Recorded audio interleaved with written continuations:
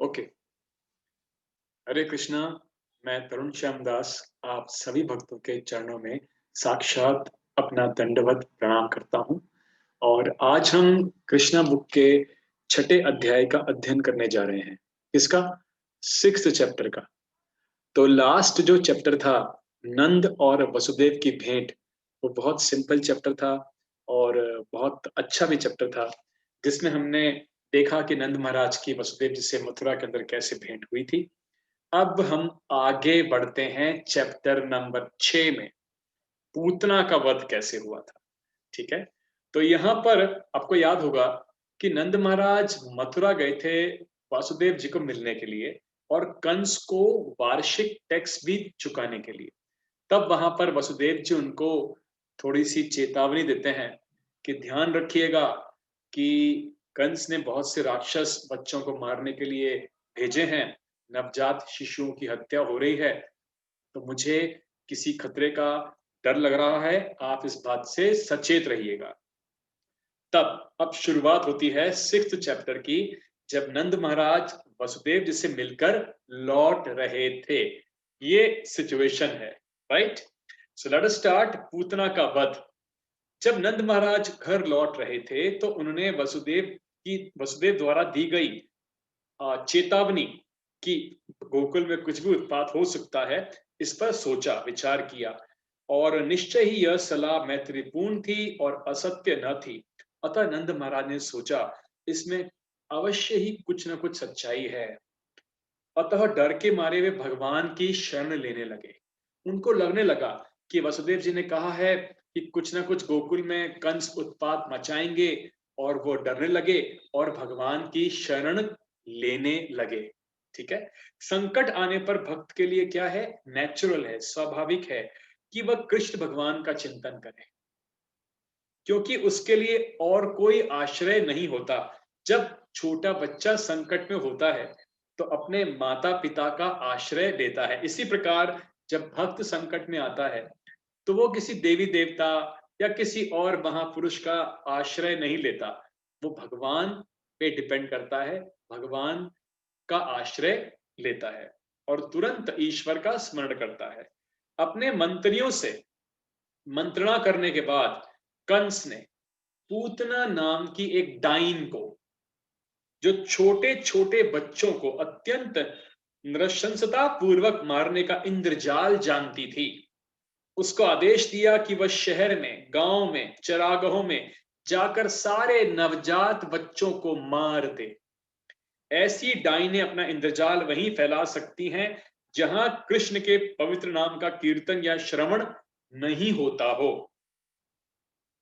कहा जाता है कि जहां कहीं कृष्ण के पवित्र नाम का कीर्तन होता है, वो कीर्तन चाहे भगवान की उपेक्षा से क्यों ना हो, वहां सारे बुरे तत्व यानी कि नेगेटिव एलिमेंट्स जैसे कि डाइने, भूत, प्रेत, संकट तुरंत भाग जाते हैं।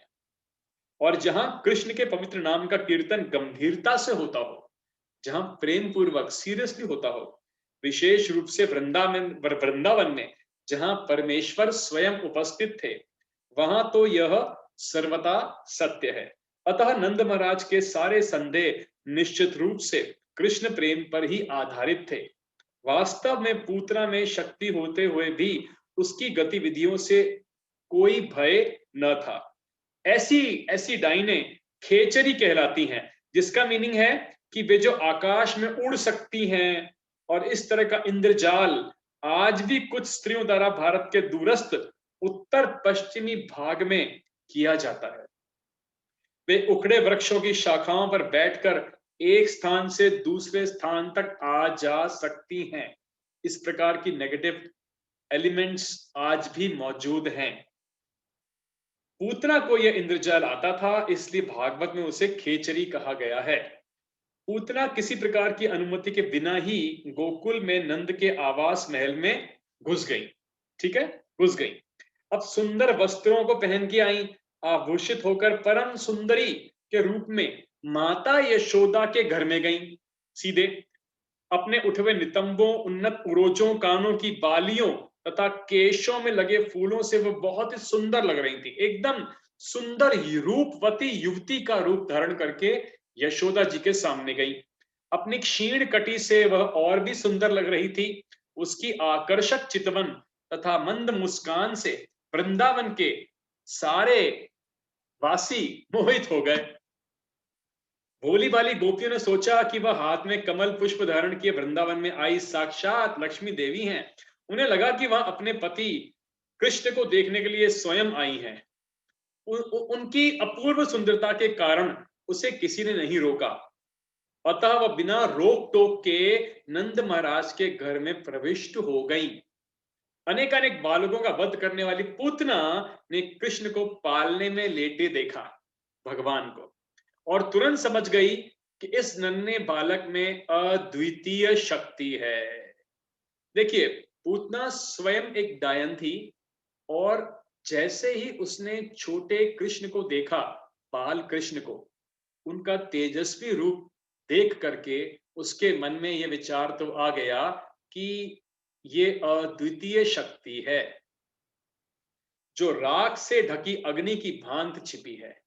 जैसे राख के अंदर अग्नि कभी कभी छिपी होती है, वैसे ये छिपी हुई अग्नि के समान शक्ति है। उसने सोचा, यह बालक तो इतना शक्तिशाली है कि क्षण भर में पूरे ब्रह्मांड को खत्म कर सकता है। पूतना की समझ अत्यंत महत्वपूर्ण है। यहाँ पर भगवान श्री कृष्ण प्रत्येक प्राणी के हृदय में स्थित है। भगवत गीता में कहा गया है ना कि आत्मा तो हृदय में स्थित है ही, आत्मा के साथ परमात्मा भी हमारे हृदय में स्थित है। भगवत गीता में कहा गया है कि वे मनुष्य को आवश्यक बुद्धि प्रदान करने वाले तथा विस्मृति उत्पन्न करने वाले हैं। भगवान कृष्ण भगवत गीता के अंदर स्वयं कहते हैं कि मैं ही रिमेम्बरेंस देता हूं, मैं ही ज्ञान देता हूं, और मैं ही सामर्थ्य देता हूं। अगर हम देखते हैं किसी में बहुत सामर्थ्य, तो वो भगवान कृष्ण की कृपा से है। किसी की बहुत तेज बुद्धि, तो भगवान कृष्ण की कृपा ही है। किसी की बहुत अच्छी स्मरण शक्ति, भगवान की वजह से ही है। कृष्ण की कृपा कृष्ण की वजह से ही है। हर चीज का स्रोत भगवान कृष्ण ही है। तो पूतना को तुरंत भगवान ने बुद्धि दे दी, और पता चल गया कि जिस बालक को वह नंद महाराज के घर में देख रही हैं, वह साक्षात श्री भगवान है, साधारण बालक नहीं। वे वहां नन्हे बालक के रूप में लेटे हैं। अंदर से पूतना को विचार भगवान ने दिया, किंतु इसका अर्थ यह नहीं था कि वह कम शक्तिशाली थे अगर वह बालक हैं तो। यह भौतिकवादी सिद्धांत कि ईश्वर पूजा विकासवादी है, ठीक नहीं है। कोई भी मनुष्य ध्यान या तपस्या द्वारा ईश्वर नहीं बन सकता। ईश्वर सदैव ईश्वर रहता है। कृष्ण बालक के रूप में उतना ही पूर्ण है जितना एक विकसित युवक। मायावादी सिद्धांत के अनुसार जीवात्मा प्रारंभ में ईश्वर था, ऐसा इन पर्सनलिस्ट सोचते हैं। मायावादी सोचते हैं कि जीवात्मा प्रारंभ में ईश्वर था, किंतु अब वह माया के प्रभाव से अभिभूत हो गया है। अतः मायावादी मानते हैं कि इस समय वह ईश्वर नहीं है, किंतु माया का प्रभाव हटा लेने पर वह पुनः ईश्वर हो जाता है। यह मायावादी खोखला सिद्धांत है। यह सिद्धांत सूक्ष्म जीवात्माओं पर लागू नहीं हो सकता। जीवात्माएं श्री भगवान के शुद्र अंश हैं। वे मूल अग्नि के शुद्र अंश या चिंगारियां हैं। जैसे एक बड़ी फायर की छोटी छोटी चिंगारियां होती हैं, ऐसे जीवात्माएं परमात्मा की छोटे छोटे पार्ट एंड पार्सल्स हैं। अतः वे माया के प्रभाव से ढके जा सकते हैं, किंतु कृष्ण नहीं। कृष्ण तो श्री भगवान है। यहां तक कि वसुदेव तथा देवकी के घर में जन्म लेने के समय से ही कृष्ण श्री भगवान है, सुप्रीम पर्सनैलिटी ऑफ गॉडहेड। तो कृष्ण ने बाल स्वभाव दिखाया और अपनी आंखें बंद कर ली पूतना को देख करके, मानो वे पूतना को देखना नहीं चाह रहे हों। भक्तगण उनके उनके नेत्रों के बंद होने पे तरह तरह से व्याख्या करते हैं। हमारे आचार्य ने अलग अलग व्याख्या करी है भगवान के नेत्रों के बंद होने पर। कुछ कहते हैं कि भगवान कृष्ण ने पूतना को देखकर अपने आंखें इसलिए बंद कर ली क्योंकि वो पूतना को का मुंह नहीं देखना चाहते थे। जिसने अनेक बालकों का वध कर दिया था और अब उन्हें मारने आई थी। कुछ अन्यों को कहना है कि उसे अंदर से कुछ अद्वितीय बातें ज्ञात हो रही थीं और उसे विश्वास दिलाने के लिए उन्होंने अपनी आंखें बंद कर ली, जिससे वह भयभीत ना हो। इतने पर भी कुछ लोग और व्याख्या करते हैं कि कृष्ण का अवतार असुरों का वध करने और भक्तों की रक्षा करने के लिए हुआ था। जैसा कि भगवत गीता में कहा गया है, परित्राणायाम साधुनाम विनाशाय च दुष्कृताम। इस प्रकार उन्होंने जिस प्रथम असुर का वध करना था लीला में, वह एक स्त्री थी। तो भगवान को लगा, अरे पहला ही असुर जिसको मुझे मारना पड़ रहा है वो भी एक स्त्री है, तो इसलिए शायद भगवान ने आंखें बंद कर ली। इस प्रकार की अनेक व्याख्याएं हुई हैं भगवान की आंखें बंद कर लेने पर पूतना को देखते ही। ठीक है, अब आगे हम देखते हैं, वैदिक नियमों के अनुसार स्त्री, ब्राह्मण, गाय या बालक का वध करना वर्जित है, किंतु भगवान कृष्ण को बाध्य होकर पूतना का वध करना पड़ा, और चूंकि स्त्री वध शास्त्रोचित नहीं है, इसलिए श्री कृष्ण के पास आंखें बंद करने के अतिरिक्त अन्य कोई चारा नहीं था। ऐसी भी आचार्य ने व्याख्या करी है कि भगवान ने जब पूतना को देखा तो देखते ही अपनी आंखों को बंद कर लिया। और उसके अंदर यहाँ पे 3-4 अलग अलग व्याख्याएं दी हैं कि शायद उन्होंने इसलिए बंद कर लिया क्योंकि वो स्त्री थी, शायद इसलिए बंद कर लिया क्योंकि वो उसका मुख देखना नहीं चाहते थे, क्योंकि उसने कई बालकों का वध किया था। तो कई प्रकार से इसमें व्याख्याएं हमारे आचार्य ने दी हैं। एक दूसरी व्याख्या यह है कि भगवान कृष्ण ने आंखें इसलिए बंद कर ली क्योंकि वो पूतना को मात्र अपनी धाय के रूप में मान रहे थे। पूतना कृष्ण के पास स्तनपान कराने आई थी, दूध पिलाने आई थी। कृष्ण इतने कृपालु हैं कि यह जानते हुए भी कि पूतना उन्हें मारने आई है, उन्होंने उसे अपनी धाय या माता के रूप में देखा। माता या धाय के रूप में देखा। वैदिक मान्यताएं हैं, वैदिक वैदिक कि माताएं 7 प्रकार की होती हैं। कितनी प्रकार की माताएं होती हैं? 7 प्रकार की। सगी माता, जो हमारी माता है। गुरु की पत्नी, गुरु की पत्नी माता होती है। रानी, राज्य में जो राजा है उसकी वाइफ रानी हमारी माता के समान है। ब्राह्मण की पत्नी यानी ब्राह्मणी हमारी माता के समान है। गाय हमारी माता के समान है। धाय यानी कि नर्स हमारी माता है। और पृथ्वी भी हमारी माता है। ये 7 माताएं हैं भक्तों, आप नोट कर लीजिएगा। चूंकि पूतना कृष्ण को अपनी गोद में लेकर स्तनपान कराने आई थी एक धाय के रूप में, एक नर्स के रूप में, अतः भगवान ने उसे माता के रूप में स्वीकार कर लिया। यह एक अन्य कारण समझा जाता है कि कृष्ण भगवान ने अपनी आंखें बंद कर ली। अब उन्हें घाय या माता का वध करना था, इसलिए उन्होंने अपनी आंखें बंद कर ली। ओ, ये घाय बन के आई है, माता के रूप में है, तो आंखें भगवान ने बंद कर ली। किंतु उन्होंने अपनी माता या घाय के वध करने तथा अपनी सगी माता या धर्म माता यशोदा के प्रति प्रेम में कोई अंतर नहीं रखा। हमें वेदों से यह भी जानकारी मिलती है कि पूतना के साथ भी मात्र व्रत व्यवहार किया गया और यशोदा के साथ ही इस संसार से मुक्ति प्राप्त हो गई। जब बालक कृष्ण ने आंखें बंद कर ली तो पूतना ने उन्हें अपनी गोदी में उठा लिया। उसे यह ज्ञात न था कि वह साक्षात मृत्यु यानी काल को पकड़े हुए है। यदि मनुष्य धोखे से रस्सी को सांप मान बैठता है तो उसकी मृत्यु हो जाती है। इसी प्रकार कृष्ण से भेंट होने से पूर्व पूतना अनेक अनेक बच्चों को मार चुकी थी। उसने कृष्ण को भी उनके जैसा ही समझा, किंतु अब वह एक सांप यानी मृत्यु को पकड़ने जा रही थी जो उसे तुरंत मार देगा। जब पूतना बालक कृष्ण को गोद में ले रही थी तो यशोदा मैया और रोहिणी मैया दोनों ही वहां उपस्थित थी, प्रेजेंट थी। किंतु उन्होंने उसे मना नहीं किया क्योंकि वह सुंदर कपड़े पहन के आई थी, सुंदर ज्वेलरी पहन के आई थी और भगवान कृष्ण के प्रति माता जैसा प्रेम प्रदर्शित कर रही थी, है ना। वे यह न समझ पाई कि वह एक अलंकृत मयान के भीतर छिपी तलवार की तरह है।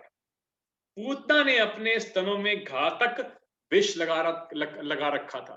पूतना ने अपने स्तनों पर कालगूठ नाम का जहर लगाया था और गोद लेते ही उसने अपने चुचू कृष्ण के मुख में लगा दिए। उसे आशा थी कि जो ही वह उसके स्तनों का पान करेगा त्यों ही वो मर जाएगा। वो कालगूट जहर इतना शक्तिशाली था। किंतु भगवान कृष्ण ने क्रुद्ध होकर तुरंत मुंह में चूचुक लगा लिया। उन्होंने विषय युक्त दूध के साथ उस असुरनी के प्राण भी चूस लिए। दूसरे वर्ड्स में, दूध पीने के साथ ही उन्होंने पूतना के प्राण भी चूस लिए। भगवान कृष्ण इतने दयालु हैं कि अब पूतना अपना पेयपान कराने आई तो उन्होंने उसकी मनोकामना पूरी की और उसके इस कार्य को माता का सा आचरण माना, मां जैसा व्यवहार। किंतु वह और अधिक दुष्ट कार्य न कर सके, इसलिए उसे तुरंत ही मार डाला। चूंकि असुरनी कृष्ण भगवान द्वारा मारी गई, अतः उसे लिबरेशन प्राप्त हो गया, मोक्ष प्राप्त हो गया, क्योंकि वो भगवान को कुछ देने आई थी। भगवान ने क्या समझा, ये मुझे माता के व्यवहार से मेरे पास तो आई है, मेरे पास चल के मेरे पास तो आई है, भले ही मारने के इंटेंशन से आई थी। और एक घाय, एक नर्स, एक माता के व्यवहार से उसने भगवान को गोद में लेकर दूध पिलाने का प्रयास किया। व्यवहार, हालांकि मारने का प्रयास था, जहर लगा के आई थी कालगूठ। जब कृष्ण ने उसकी छाती को अत्यंत बलपूर्वक दबाया और उसके प्राण हर लिए, तो वह भूमि पर गिर पड़ी, जमीन पर गिर गई पूतना और अपने हाथ पैर फैलाकर चिल्लाने लगी, मुझे छोड़ दो, मुझे छोड़ दो। वह जोर से चिल्ला रही थी और उसका सारा शरीर पसीने से तर था।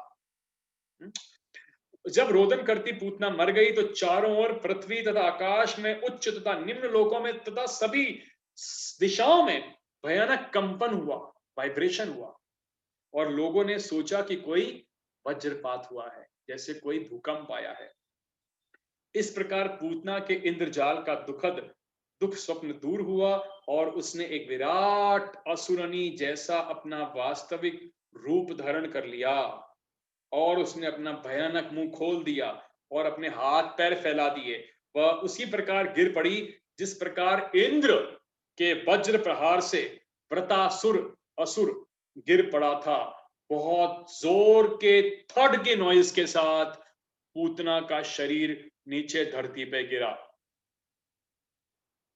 उसके सिर के लंबे लंबे केश उसके पूरे शरीर पे बिखर गए, बाल, उसका गिरा हुआ शरीर 12 मील तक फैला था। कैन यू इमेजिन, 12 मील तक, जिसके गिरने से सभी वृक्ष टूट गए, उसके नीचे दब गए। जैसे किसी ने उसके विशाल शरीर को देखा तो वह हैरान थे। उसके दांत खुदी हुई रोड्स लग रहे थे और उसके नथुने पर्वत कंदराओं के समान प्रतीत हो रहे थे। 12 मील लंबी चौड़ी राक्षसी का डिस्क्रिप्शन हमें हमें हमें इस पुस्तक से भागवतम के 10th कैंटो की समरी कृष्णा बुक से मालूम पड़ता है। उसके स्तन छोटी छोटी पहाड़ियों जैसे लग रहे थे और उसके केश, बाल विशाल लालाब झाड़ी के समान थे। उसकी आंखों के गड्ढे अंधकूपों के तुल्य, दोनों जांघों नदी के दो किनारों के सदृश, उसके दोनों हाथ दृढ़ निर्मित सेतुओं के समान, दृढ़ निर्मित सेतुओं के समान। उसका उदर, उदर यानी स्टमक, सूखे सरोवर की तरह लग रहा था। कोई नदी सरोवर सूख गया ना, ऐसा उसका पेट लग रहा था। इसे देखकर सारे ग्वाल तथा गोपियां आश्चर्य और डर से चकित थी। उसके गिरने की जोर से शोर हुआ, उससे उसके मस्तिष्क तथा कानों पर आघात लगा और उनके हृदय तेजी से धड़कने लगे। ग्वालों ने देखा, गोपियों ने देखा, गांव वासियों ने देखा। वो ये सब दृश्य देख करके भयभीत हो गए। जब गोपियों ने नन्हे कृष्ण को पूतना की गोदी में निर्भय खेलते पाया तो वे तुरंत आ गईं और उन्हें उठा लिया। माता यशोदा, रोहिणी और दूसरी वृद्ध गोपियां ने तुरंत ही चंवर लेकर उनके शरीर की चावर, चावर जो होता है, उनके शरीर की परिक्रमा करते हुए शुभ अनुष्ठान संपन्न किए। बालक को गोमूत्र से पूरी तरह नहलाया गया तथा पूरे शरीर में गोखुर से उठी धूलि लगाई गई। गौर कीजिए, भगवान कृष्ण को पूतना के शरीर से उतार के गोपियों ने गोमूत्र से नहलाया, उन्हें पवित्र करने के लिए। और गाय के पैरों से उछली हुई मिट्टी से उनका अभिषेक हुआ। सोचिए, सोचिए कि गाय माता कितनी आदरणीय है, जिसका मूत्र भगवान कृष्ण ने अपने ऊपर धारण किया और उससे नहाए, स्नान किया उसके मूत्र से, और उनके पैरों की धूली से अपना अभिषेक करवाया। आप समझ सकते हैं इस बात से। उनका यह उद्देश्य था कि कृष्ण भगवान को भविष्य की अशुभ घटनाओं से बचाना। इस घटना से यह पता चलता है कि परिवार, समाज तथा प्राणी मात्र के लिए गाय कितनी महत्ता है। कृष्ण के दिव्य शरीर के लिए किसी संरक्षण की आवश्यकता नहीं थी, किंतु हमें गौ की महत्ता का उपदेश देने के लिए भगवान के ऊपर गोबर का लेप किया गया, गोमूत्र से उन्हें नहलाया गया और गायों के चलने से उड़ती हुई धूल उन पर डाली गई। इस शुद्धिकरण संस्कार के बाद यशोदा, रोहिणी समेत गोपियों ने विष्णु के नामों का उच्चारण किया, जिससे कृष्ण के शरीर को समस्त कुप्रभावों से पूरी पूरी सुरक्षा प्राप्त हो सके। उन्होंने अपने अपने हाथ पैर धोए और 3 बार जल का आचमन किया, जैसा कि मंत्रोच्चार के पूर्व करने का रिवाज है। उन्होंने इस प्रकार मंत्रोच्चार किया, हे कृष्ण, मणिमान भगवान आपके घुटनों की और भगवान यज्ञ आपकी जांघों की रक्षा करें। अज नाम से विख्यात भगवान विष्णु आपके पांवों की रक्षा करें। भगवान अच्युत आपकी कमर के ऊपरी भाग की और भगवान हयग्रीव आपके उदर की रक्षा करें। केशव आपके हृदय की रक्षा करें। भगवान इश आपकी वक्षस्थल की रक्षा करें। भगवान सूर्य आपकी गर्दन की और भगवान विष्णु आपकी भुजाओं की रक्षा करें।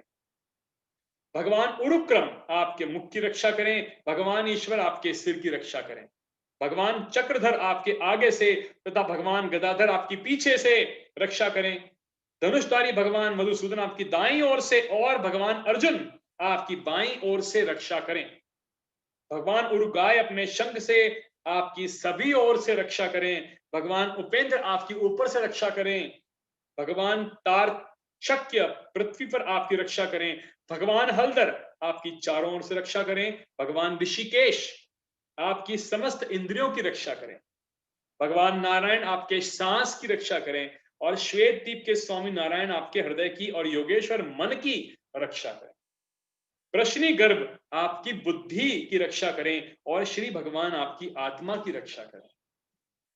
आपके खेलते समय भगवान गोविंद आपकी चारों दिशाओं से रक्षा करें और जब आप सो रहे हो तो भगवान माधव आपके सारे संकट से रक्षा करें।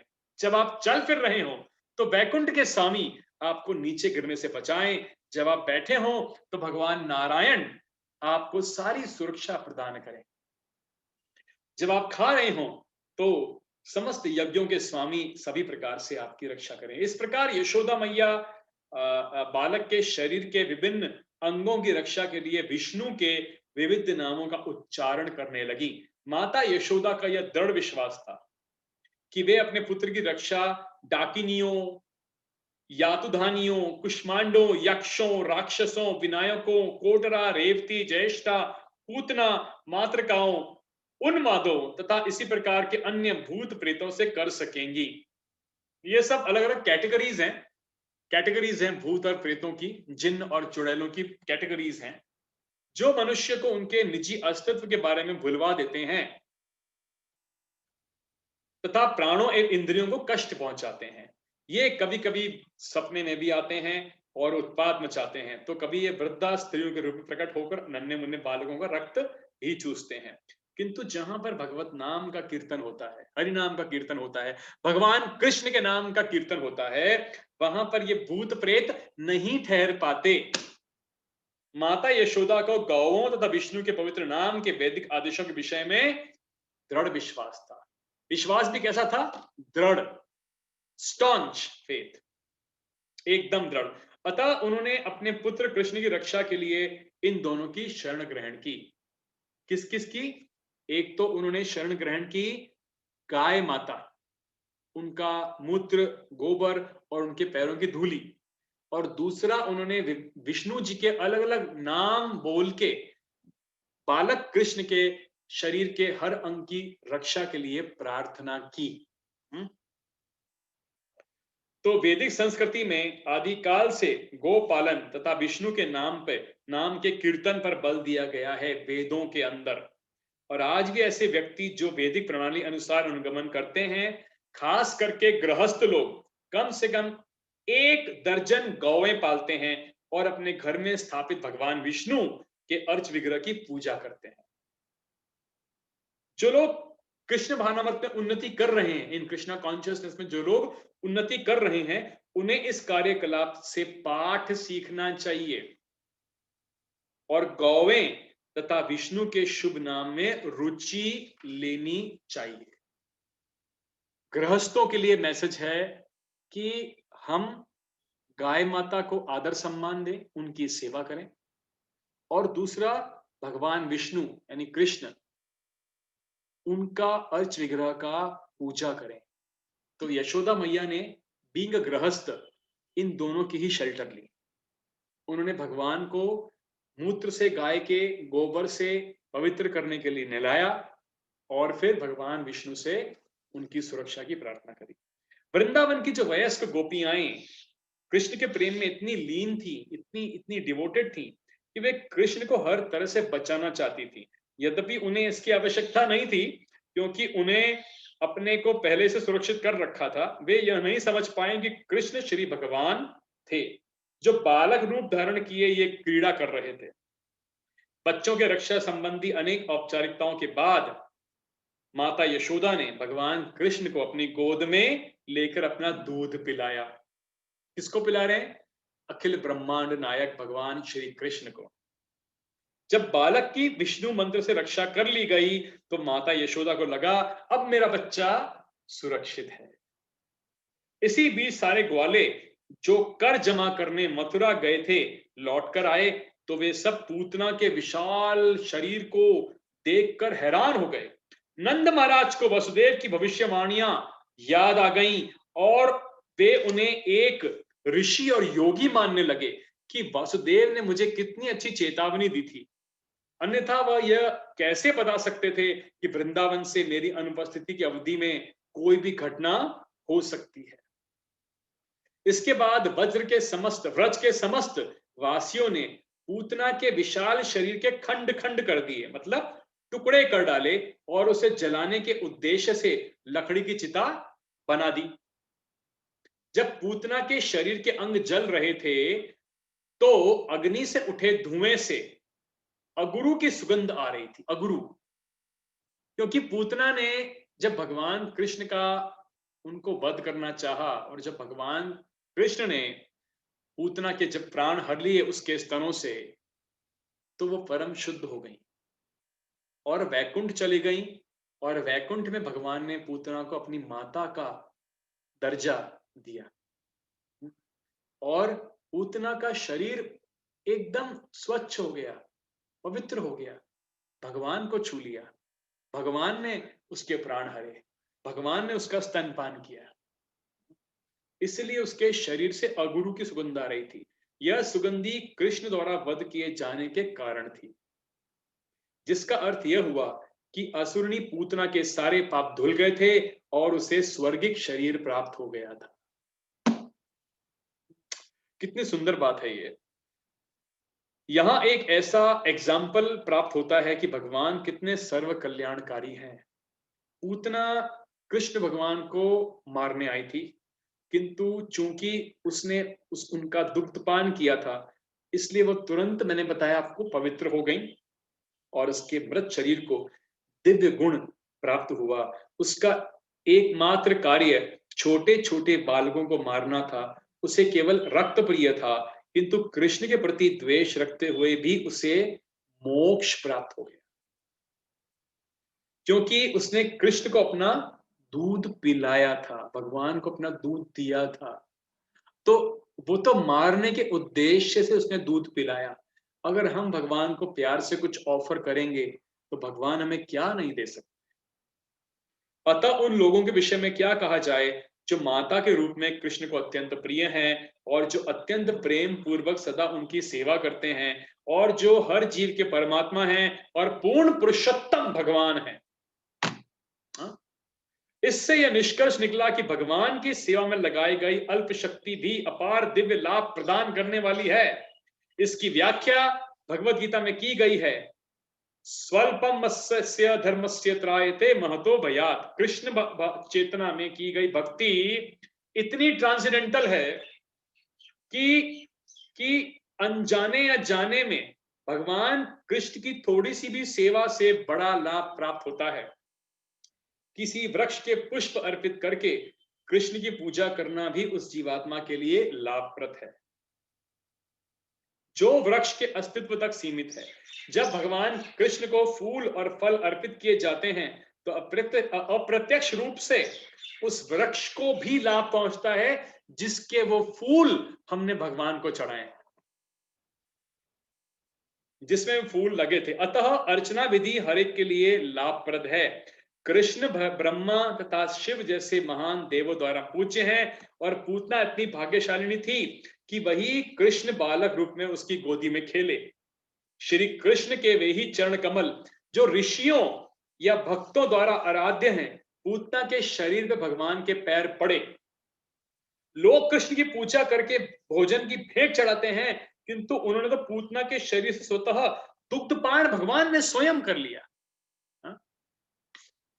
इसलिए भक्तगण प्रार्थना करते हैं कि यदि पूतना जैसी शत्रुणी केवल दूध पिलाकर इतने लाभ प्राप्त कर सकती है तो फिर प्यार और स्नेह से भगवान कृष्ण की पूजा से प्राप्त होने वाले लाभ का अनुमान भला कौन लगा सकता है। अब अंतिम लास्ट पैराग्राफ है, यदि पूजा करने वाले को इतना लाभ हो सकता है तो फिर मनुष्य को चाहिए कि केवल कृष्ण की ही पूजा करे। और यद्यपि पूतना इतनी दुष्टा थी किंतु उसे भगवान के माता के समान उच्च पद प्राप्त हुआ। अतः यह स्पष्ट है कि गायें और वयस्क गोपियां जो भी कृष्ण को दूध देती थीं, दिव्य पद को प्राप्त हुई। कृष्ण किसी को भी कुछ भी मुक्ति से लेकर कोई भी कल्पनीय भौतिक वस्तु दे सकते हैं। अतः वे जिस पूतना के शरीर का दुग्धपान करते रहे उसके मोक्ष के संबंध में कोई संदेह नहीं हो सकता। और उन गोपियों के मोक्ष के संबंध में तो क्या संदेह हो सकता है जो प्रेम पूर्वक भगवान कृष्ण की सेवा करती हैं, जिन्हें भगवान इतने प्रिय भी हैं। निसंदेह जिन समस्त गोपियों और ग्वालों एवं गायों ने वृंदावन में अत्यंत प्रेम और स्नेह से भगवान की सेवा की, वे सब इस भौतिक संसार की दयनीय दशा से मुक्त हो गए। जब समस्त वृंदावन वासियों की नाकों में पूतना के जलने से उत्पन्न धुएं की सुगंधी गई तो वो एक दूसरे से पूछने लगे, अरे ये सुगंध कहां से आ रही है। और बातचीत के दौरान उन्हें यह ज्ञात हुआ कि यह सुगंध पूतना के चलते हुए शरीर के धुएं की सुगंध है।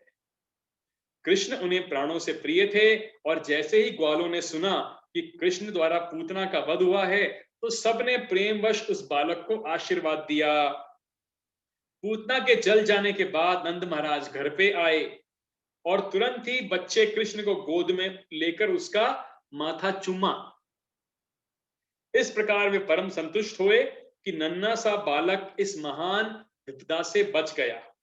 श्री सुखदेव गोस्वामी श्रीमद् भागवत पुराण में कहते हैं, उन समस्त व्यक्तियों को आशीर्वाद देते हैं जो कृष्ण द्वारा पूतना के इस वृत्तांत को सुनते हैं, क्योंकि उन्हें निश्चय ही गोविंद के वरदान की प्राप्ति होगी। सुखदेव गोस्वामी ने ये बोला महाराज परीक्षित को कि ये लीला, ये कथा सुननी कितनी ऑस्पिशियस है। तो भक्तों, आज हमने ये 6th चैप्टर की मैंने आपके सामने जो रीडिंग करी है, जो आपकी चर्चा करी है, इसके चैप्टर को अच्छे से पढ़िएगा। मनुष्य जीवन मिला है तो जो लोग नहीं पढ़ रहे हैं, मेरी उन सबसे रिक्वेस्ट है कि आप लोग प्लीज पढ़िए और क्विज को अटेम्प्ट कीजिए। ये सारी जानकारी कोई नॉर्मल स्टोरी नहीं है, भगवान कृष्ण की लीला है और उनके बारे में जानना ह्यूमन लाइफ का परफेक्शन है। इसके साथ मैं आज का सत्र समाप्त करता हूं। Thank you very much. Hare Krishna.